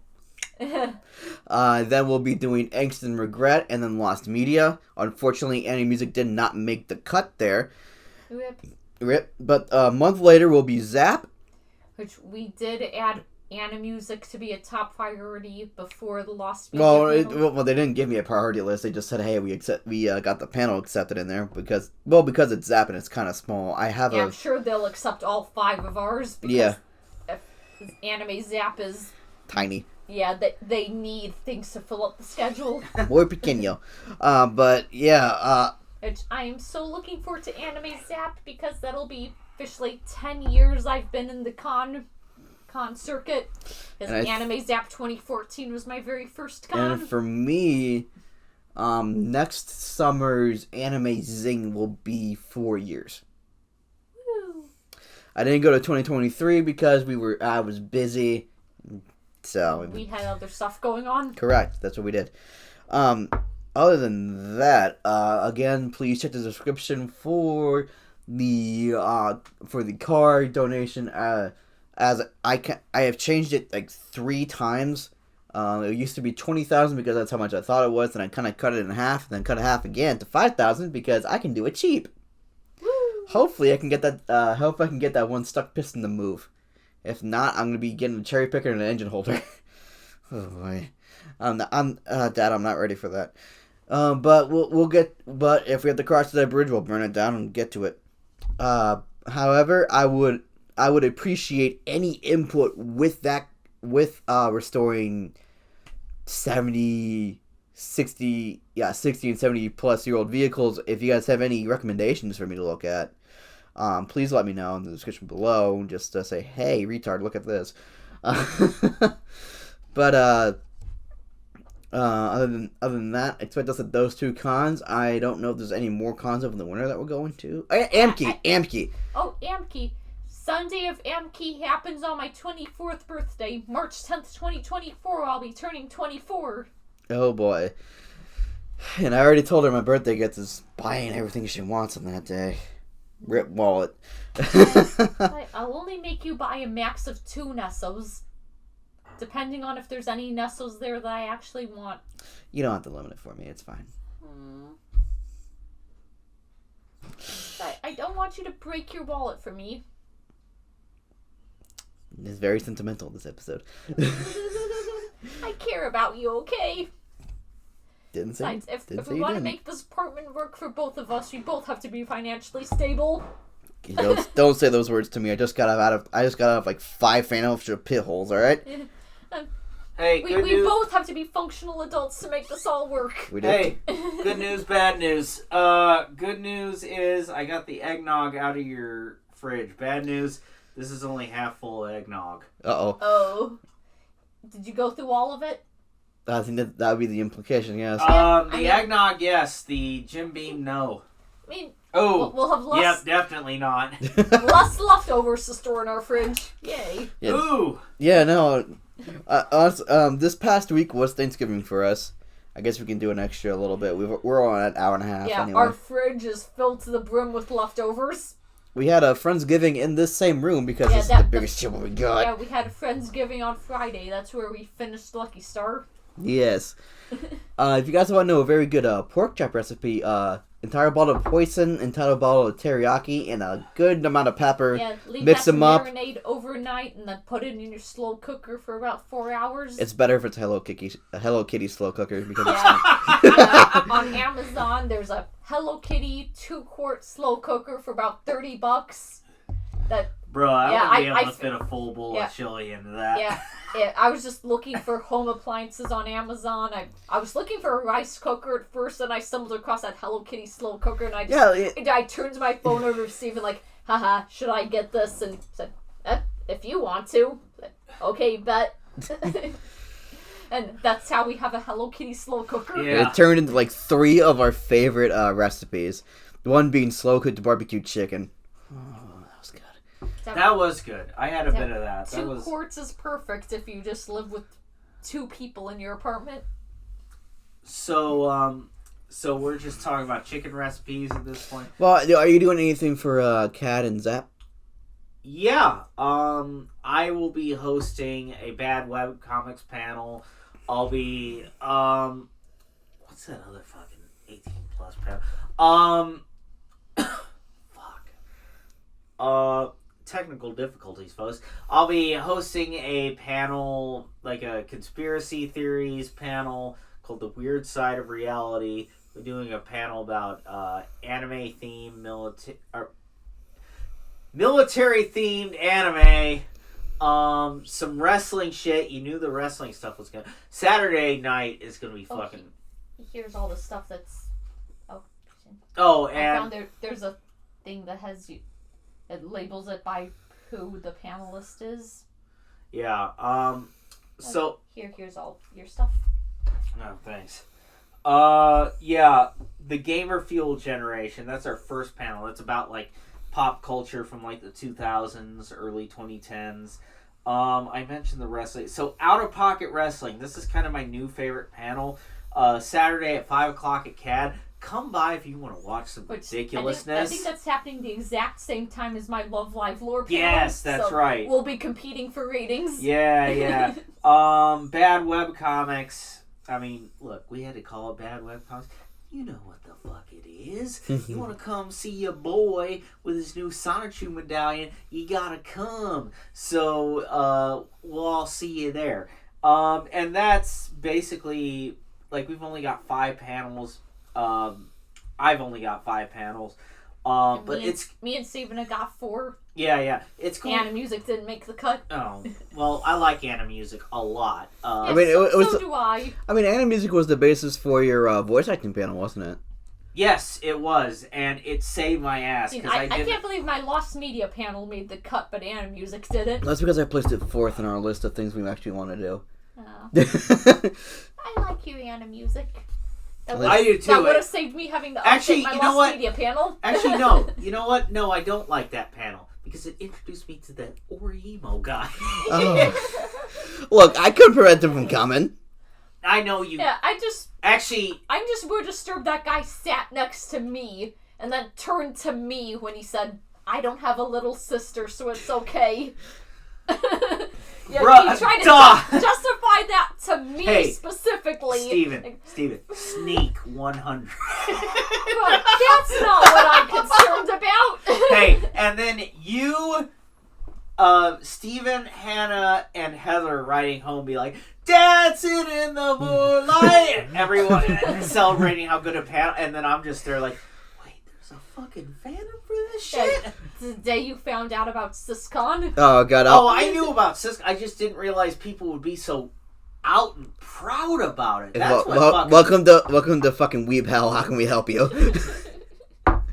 Are you the devil? Yes. In the moonlight. I don't know. Just do what you want with me. Just make me forget Emo exists. I can introduce you to Shadowcon and make you regret life. What is that about? So you know, little boys. Yep, I forgot about SysCon. Lolicon is little girls. Shotacon is little boys. Thank you, Hannah. But yeah, that was like. We're introducing Grandpa to the very degenerate shit. Yeah. I still love that story. How I was getting on good with that guy. Reminds me of that one meme. It's like, don't be racist on Thanksgiving or else I'll explain Omega Verse to Grandpa. I'll explain High School DxD. I'll explain to him why Lolicon and Shotacon exist. Yeah. I'll make Grandpa lose faith in humanity and have him die by Christmas. That post from, how deep are we into this podcast? Hour 37. Okay, we should probably wrap this up. let's wrap this up with the Matt Rife stuff. So, do you mind if I lead with this? So, we watched Matt Rife's, kind of switching gears here, we watched a special from a stand-up comic that I introduced to the group. That you introduced to the group. But to be fair, I was actually a big fan of stand-up comedy years and years ago. I mean, same. Because that's all that was on at my house was Comedy Central. And so I got into all sorts of... I got into Cat Williams, Gabriel Iglesias. I really liked David Allen Greer, Lewis Black. If you really watch the Archives channel, they had Pryor and Carlin on there. Pryor was... Yeah, old Pryor, because Pryor has been, long dead since... Our homeboy from Peoria, Illinois. Yeah, definitely. One of my favorites, Greg Giraldo. Do you remember Greg Giraldo? I don't think I watched him there. He hosted a lot of the Comedy Central's roasts of. Oh, well, that was before the current one doing it. Yeah. Greg Giraldo was the original guy who did it, and he was fucking fantastic. He unfortunately passed away of an accidental overdose in 2010, so he's basically, he really wasn't able to put much of a stamp on the comedy scene of the 2010s. But yeah, back around 2008, 2009, 2010, that's basically all I watched was Comedy Central because that's all that was on in my house. Thankful for it because I love stand-up comedy. And thanks to Steven, I started to get back, started to dip my toes back into the game because... Yeah, that seems to be a lot of things, huh? Yeah. Dip my toes back into stuff that I thought I gave up when I was a fucking kid. You're welcome. No, it's good because I realized that I actually do love these things. And one of the things, actually when Steven comes Steven comes back, I'll explain this more. Do you know who was one comic that I never really got into? Who? Do you know Carlos Mencia? Not really. Carlos Mencia! That's who we're talking about. So, we just heard an "oh God" from Steven. yeah, so Carlos Mencia was a guy who was around when I was, getting into stand-up comedy. But here's the thing, I never really got into his form of comedy, and I understood that it was fucking lazy as fuck. Like, they made fun of it on South Park back in, 2009 or whatever that was. Because he had his whole show on, what was that show? Like, Mind of Mencia or whatever, and it just never gelled with me, because his whole thing was just to be loud. Mm-hmm. Like, he thought being loud was being fun. It was kind of like the Dane Cook thing. Yeah. Oh, fuck, I could do a whole rant about Dane Cook, but I guess we'll stick with Mencia. In any case, I think Dane Cook was probably a bit before my time. The only things I really know about him now is that he has a girlfriend that's 20 years younger than him. yes, and he's also the voice. It's heavily implied that they probably met when she was underage. Yeah. I don't want to speculate any, but I've seen that relationship. I just remember seeing, being in middle school and seeing a bunch of Dane Cook is horrible memes and just I don't even know who you are. Well, back when I was a kid, so when I was 12, 13 years old, Steven, do you remember Dane Cook? Yes. Okay. I don't like him, though. Yeah. When I was 12, 13 years old, his whole thing was it's kind of like I was saying about Carlos Mencia. His whole thing was, if you're loud, you're funny. And that was the whole gimmick. And I never did get into Dane Cook. I never did get into Carlos Mencia. Fortunately, Carlos Mencia crashed and burned around 2010, so we haven't really seen him since.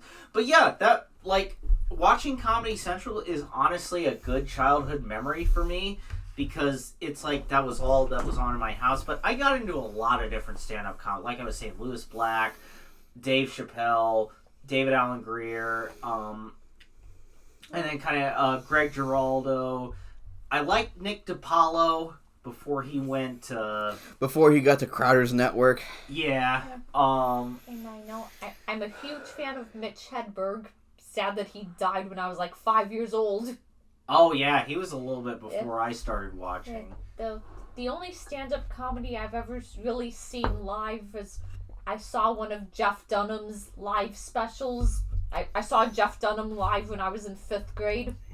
I liked Jeff Dunham at the time. I feel like his stuff hasn't aged well. Yeah, yeah. Well, you did see Mulaney. Oh yeah, I did see John Mulaney last year.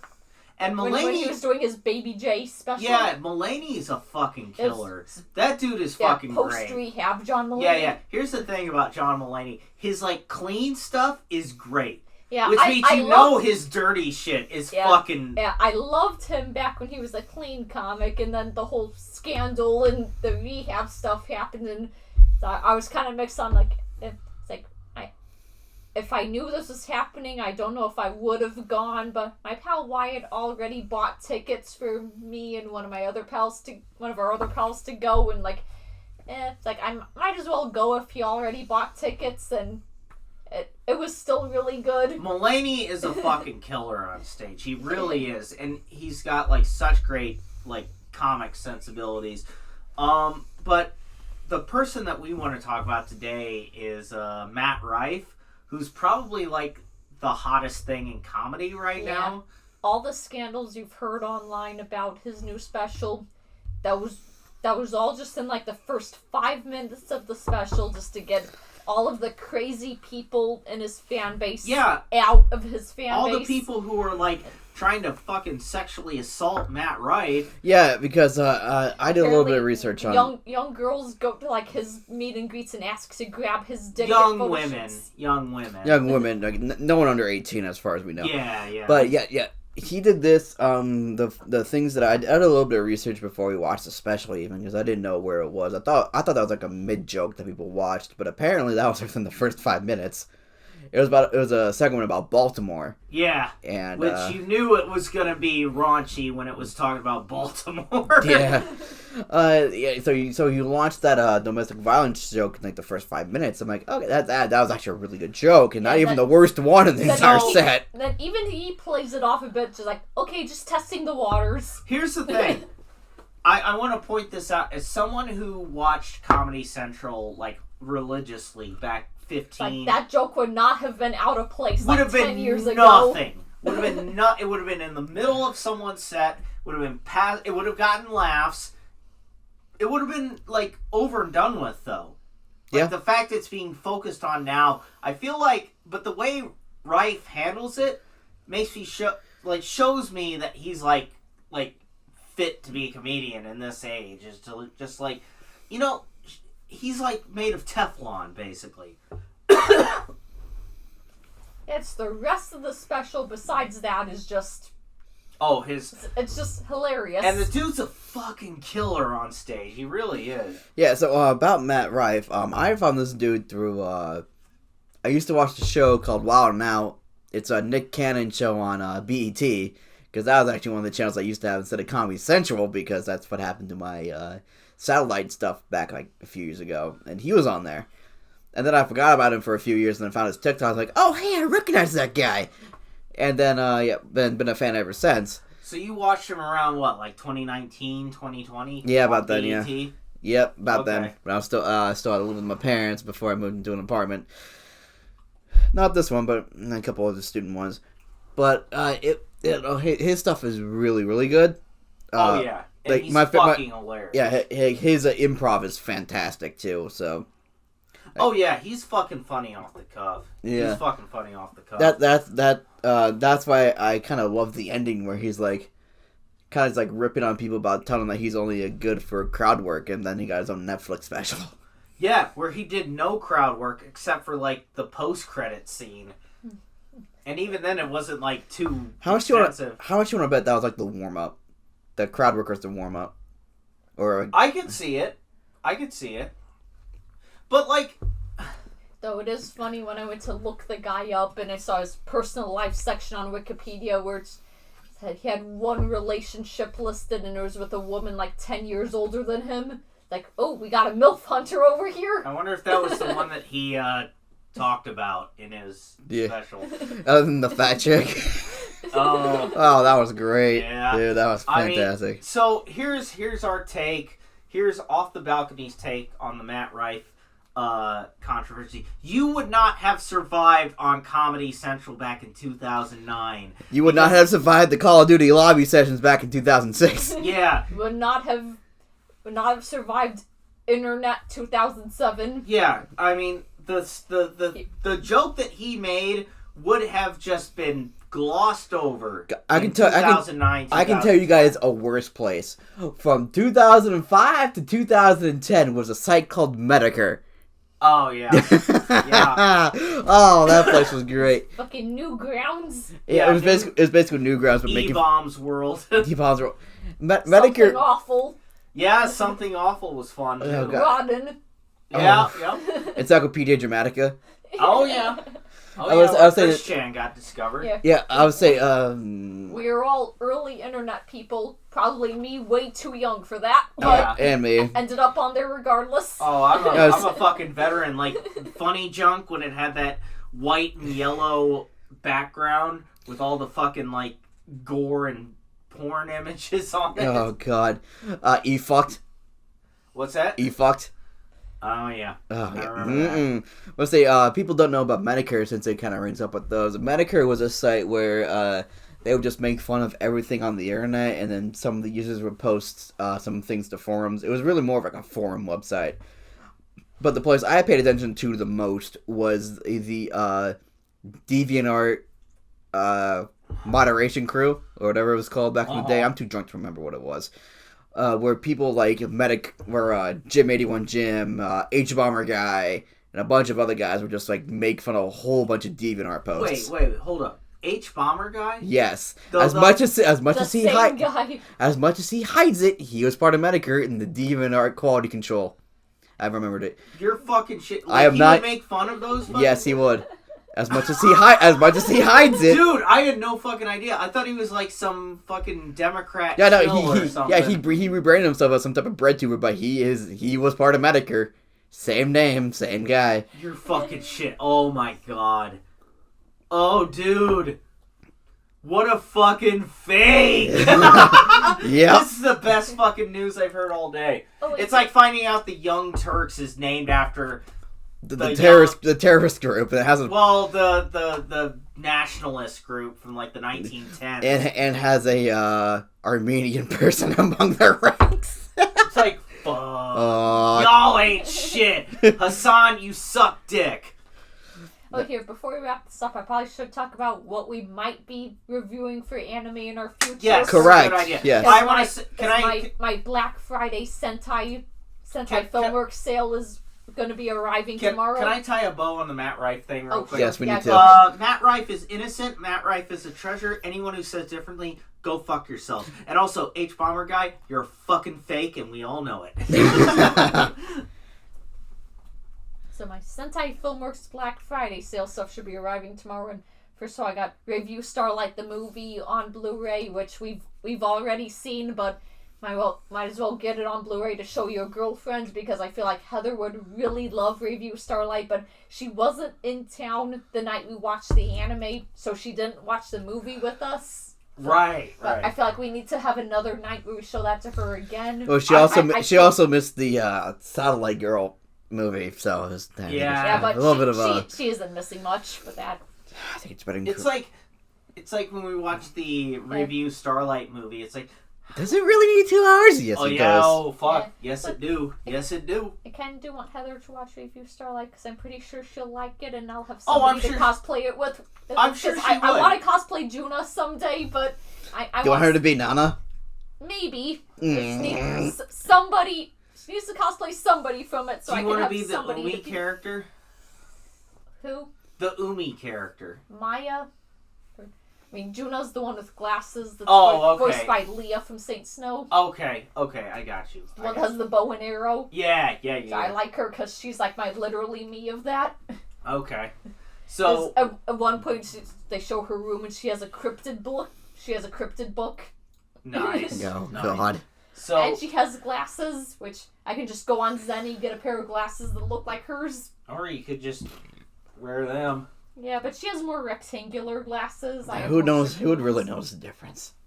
True. And another DVD I got is Somali and the Forest Spirit, which is Heather was talking yeah. about that. We saw the first 3 episodes of it at ISU Anime Club, which that is one I've been meaning to watch the rest of it, but I haven't yet. It's just a 12-episode 1-weeker show, which is about this world of like mythical creatures, which a golem finds this one human girl, which is like humans don't exist in this world, so he needs to find like other humans to take this girl to, but the golem, it's like golems can only live 1,000 years, but he's on year 999, so he's on a time limit to find humans. And those 3 episodes we watched at the Anime Club made me almost cry, so I feel like this is an anime that will make me cry, but I need to watch the rest of it to find out what happens. Okay. And you have Amagi. Yeah, Amagi Brilliant Park, which is a Kyoani show, which it's only $5 on that sale, so which I looked up the plot synopsis of it and it just seems like a fucking trip where a guy gets held at gunpoint by a girl to go to this amusement park, but the amusement park is actually magic, but they need to get like 1,000 guests at it or else all the creatures there will die. The park will shut down, and the whole thing seems like a fucking trip. The main character is named Kanye, which is a pun on Kanye West. I miss the old Kanye. And there's a character named Latifah, which is Queen Latifah, and the main girl's like Sente, which is a pun on 50 Cent. All the characters no. are named Here after we go. rappers. Did fucking Tyler Perry make this shit? And apparently Oh. one of the characters looks like Bonta from Fumofu. Oh, okay. Apparently he gets really upset when people call him Bonta-kun. Fumofu! Yeah. Gets upset when people call him a knockoff Bonta-kun. Nice. So, like, that whole plot stuff just seemed like a fucking trip. So, like, yeah, we need to watch this, and it's only $5. Add to cart. And 12 episodes? Yep. And then when I put all those things in the cart, said I needed something like $2 extra to get the free shipping. So I just looked for what was cheap on there, and I just threw a $3 one in called "Is the Order a Rabbit?" which is like it's a really moe show about girls running a rabbit cafe, which seems cute enough. Probably need more moe in our diet. Since I am next for our anime pick, it's gonna be a 2-weeker of watching the entire Noragami series, Yeah, which is a big one, so... which has ended recently. The manga run has ended recently. Oh, okay. When did the show, run? 2011? Yeah, I know I follow... 2013? I follow a lot of YouTube channels that are like bands that cover anime songs, and I know there's one Noragami song that they always cover, but I haven't actually watched it. Probably the theme song, if I had to take a guess. Like, Yo Ron, Hey Kids. Yep, that's the theme. Yeah. But that's one I'm planning to pick, and then my next one I'm planning to pick is probably gonna be God, it's that it's that weird fucking trying to make friends show. It's an origami, but I don't know what's wrong. I don't. Natsume's Book of Friends. No, it's not that one. It's about this reject who goes to a Catholic school. Is like, it's a weirdly weird anime. I don't know the name if I wasn't drunk. Yes, I don't know the name just by you describing it. Gotta give me more details, man. I'm trying. He goes there and it starts a club with a girl in order to make friends, but finds out that she's his childhood friend from like many years ago. Horimiya? We've already seen Horimiya. No, it's not Horimiya. It's Horichika. I know it's with Hori. I'll try to find it, but Haruchika. no. Okay, now that's gonna bother me. All right, bother me so a lot. I think at this point we're at the 2-hour mark. Yeah. Oh yeah, and the order hasn't shipped yet, but I also did buy 3 things from Crunchyroll's Viz Media Black Friday sale, which I got the live-action JoJo Diamonds Unbreakable movie. Okay. Megalobox box set. Nice. I've seen most of that show when it was airing on Toonami, but I never finished it, but I liked it, so I'll definitely show that for Anime Club sometime when I get it. Okay. And Osomatsu-san Season 1, which that was a show I was obsessed with when I was in high school. It's just a funny gag anime. Okay. But, yeah, it recently got an English dub, and I think it was the voice of Osomatsu was one of Billy Kometsu's last roles before he died. Okay. So, yeah. Rip 2, Billy Kometsu is one of my favorite voice actors at the time, but then his death just blindsided everyone. Found it. What? Oh, what was the show? Hanagai. Hanagai. It's about a girl's mistrust of everyone except for her old family friend who needs to realize that she's a family friend. He's the family friend. Found it. Okay. So, Wade, is there anything you're planning to show for Anime Club in the future? I have watched this pretty cool cyberpunk anime called Ergo Proxy. Oh, nice. I've heard that title before. Yeah, but it's really, really good. It was made around 2005, so it's got a very sort of old style feel to it. Very cyberpunk. It's also kind of weird. It's a lot like Paranoia Agent in a lot of ways, but I'm excited to show it. There are other shows that I could show, like Vinland Saga has been on my list for a while. I've already seen Vinland Saga Season 1. Did you like it? Yep, I really love that, but haven't finished Season 2. I've only seen a few episodes of Season 2. So that's what you have to look out on the horizon for me. It's big shock. It's dark stuff from me. It's kind of lighter stuff from Hannah, and then you got kind of the wild card over here. I mean, I Steven. did have a poll on my Instagram story for things in my DVD collection to show you guys next, and I had Lupin the Third, the first series, which I think that's like the first anime season of Lupin the Third, which just recently got redubbed. I think it's like 27 episodes. And I also had Girls Last Tour as the other option, which is just a 12-episode show, just a moe show about two girls exploring a post-apocalyptic wasteland, but it's full of like the moe blob banter that you've heard in Lucky Star and stuff. Okay. Yeah, I did have a poll on that, but I think Lupin the Third won by 1 vote.